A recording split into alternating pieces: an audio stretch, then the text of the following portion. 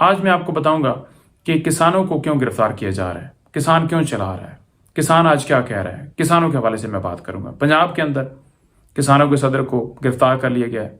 किसने गिरफ्तार किया है? पंजाब हुकूमत ने। क्यों गिरफ्तार किया है? वो क्यों बात कर रहे हैं, अपने हकूक के लिए क्यों बात करें? कोई अपने हकूक के लिए बात ना करे। उनको गिरफ्तार किया गया है।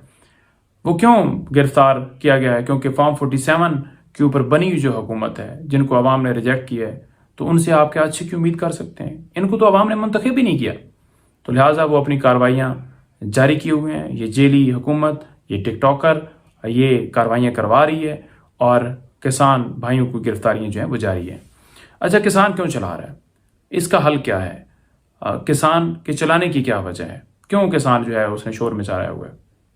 अच्छा, सबसे पहले मैं आपको बताऊंगा कि 1 एकड़ के ऊपर जो कॉस्ट है वो कितनी खर्च होती है। गंदम की तैयारी के ऊपर जो अखराजात हैं वो 15,000 के करीब हैं। गंदम लगाने वाला जो बीज है वो 7,000 के करीब। डीएपी खाद 14,500 का गट्टू, यूरिया खाद 12,000 रुपये का जो है वो 2 गट्टू डलते हैं। इसके साथ साथ जो स्प्रे है वो 6,000 का, और फी एकड़ जो पानी लगाया जाता है, जो डीजल इस्तेमाल होता है, उसकी कीमत वो कोई 15 से 17,000 के करीब। अच्छा, 8 से 9,000 जो है वो रुपए बनते हैं मजदूरी के। जो एक मजदूर मजदूरी करता है, पानी लगाता है, स्प्रे करता है, उसके अंदर सारी चीज़ें शामिल हैं। इसके अलावा जो कटाई है वो 8,000 के करीब 1 एकड़ की कटाई जो है वो हार्वेस्टर करता है। अगर वो मजदूरों से कटवाई जाए और थ्रेशर के ज़रिए वो गंदम निकाली जाए तो वो ज़्यादा कॉस्ट है, लेकिन इससे 8,000 8,500 के करीब वो बनती है। कुम्हार जो है वो जो गट्टू वगैरह में डालते हैं मजदूरी वहाँ पर बोरियों में, और फिर वो बोरियाँ इकट्ठी करके वो ले जाई जाती हैं। कहाँ पर ले जाई जाती हैं? वहाँ पर जहाँ पर जो है वो स्टोर बनाया होता है, ताकि वहाँ पर इकट्ठी करके फिर आगे किसी ने अपने इस्तेमाल के लिए रखनी है या किसी ने जो है वो सेल करनी है, जो भी तरीकाकार है। तो इस सारी सूरत हाल के अंदर जो कॉस्ट है वो 90,000 के करीब जो है वो कॉस्ट बनती है। 90,000 से ऊपर नीचे ये कॉस्ट बनती है। अच्छा, इसके अलावा जो ठेका है ज़मीन का वो कोई 50,000 से 1 लाख तक ठेका है ज़मीन का, जो ठेके पर लेनी होती है, रेंट पर लेनी होती है, ताकि काश्तकारी की जाए। अब एक 90 ये हो गया, और अगर 50,000 से लेकर लाख तक जो है वो ठेका है। अगर 50,000 हो तो उस 90,000 के अंदर 50,000 ऐड करें तो वो 130 बनता है, और अगर लाख जो है वो ऐड करें तो वो 190 बनता है। तो आप ये अंदाज़ा लगा रहे हैं कि अगर कम से कम हो तो 130 से लेकर 90 तक, 90 तक जो है वो उसकी कॉस्ट बन रही है। तो अब ये लगाएं कि एवरेज जो है वो 1 एकड़ से कितनी गंदम निकलती है। एवरेज मैं आपको बताऊं, 3 से 5 खलवार एवरेज निकलती है। 3 खलवार हो 8 मन का 1 खलवार बनता है। 8 मन गंदम हो तो 1 खलवार बनता है। ये मैं एक वो जो हमारा जो देहातों के अंदर जो एक कुलिया होता है ना, कि खलवारों के हिसाब से हम नापते हैं, तो 3 से 5 खलवार होती है। यानी कि जो है 24 से 40 मन के दरमियान जो है गंदम होती है। अब अगर 24 हो तो उस हिसाब से आप लगा लें कि 3,000 से भी इस वक्त जो है गंदम नहीं ली जा रही।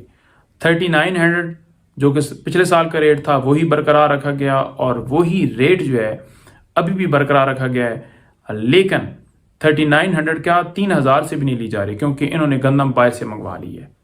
तो बाहर से गंदम मंगवाने की वजह से वो जो 3,000 के हिसाब से भी अगर आप लगाएं कि 3,000 के हिसाब से लें तो वो 25 मन अगर हो या 30 मन हो, 30 मन आप लगा लें तो वो 90,000 जो है रुपए बनती है तीन के हिसाब से। और अगर 4,000 के हिसाब से लें 30 मन तो वो 1,20 बनती है। मुझे ये बताएं, जहां पर 1,30 से लेकर 1,90 तक खर्चा हो रहा है, तो आप किसान को क्या मारना चाहते हैं?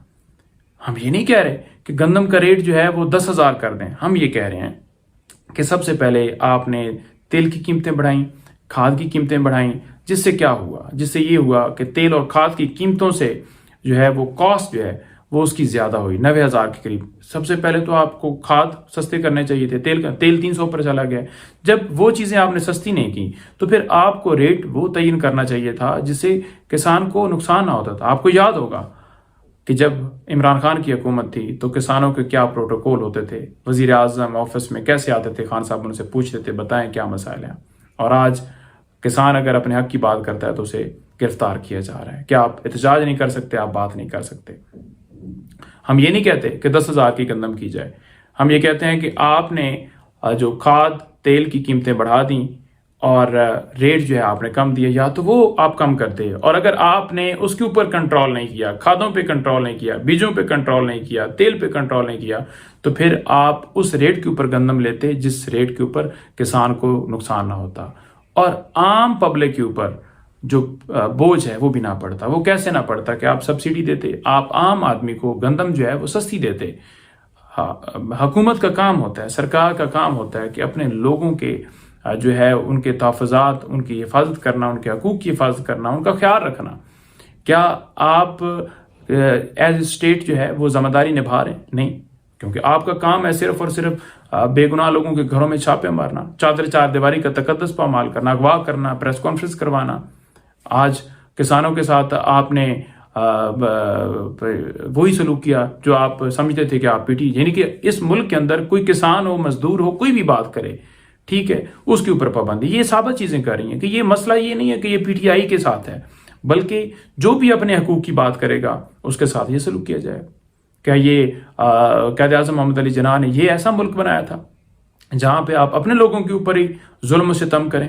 तो हम इस जो है वो तमाम सारी सूरत हाल के ऊपर हम किसान भाइयों के साथ खड़े हैं। हम इन तमाम ओछे हथकंडे जो हैं इनके, उनके ऊपर पुरजोर मजम्मत करते हैं और फिलफौर मुतालबा करते हैं कि किसानों के मुतालबात पूरे किए जाएं, उनके मुतालबात पूरे करके और आम आवाम को जो गंदम है वो फराम की जाए, सस्ते दामों फराम की जाए, ताकि लोग जो एक आपने एक झूठा जो है वो एक बयानी बनाया हो कि इतने रुपए की, 16 रुपए की रोटी और ये और वो, उस चीज़ के को अगर हकीकी मानों में आपने करना है तो आप प्रैक्टिकली करके दिखाएं, बातों से नहीं।